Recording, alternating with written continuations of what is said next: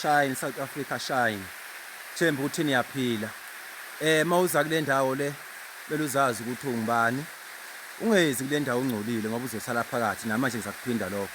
Ngiyanicela ke abantu bakithi ukuthi niyeke manize endaweni kaNkuluNkulu bese niza nezinkukhu nizonquma izinkukhu la uchithe igazi kule ndawo. Le ndawo le inamandla ayo uqobo lwayo.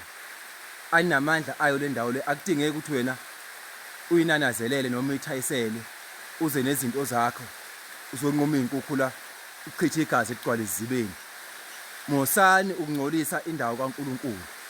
Iyekeni londo njengoba ningibona nje ngiphuma phakathi lapha ezibeni kule mpophoma le mhlawumbe ngigezekile. Akudingeki igazi inamandla ayo indawo kaNkuluNkulu.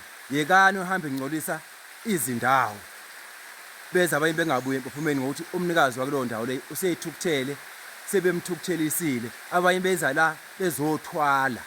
Yekani ukuthwala endaweni kaNkuluNkulu. Le ndawo inamandla mosani ukuyingcolisa because abanye abesuke bengezile ngalokho suke bezofuna impilo. Ngiyanxusa namanje ma South Africa mahle iyekeni lonto ayilunganga phambi kobuso kwaNkuluNkulu.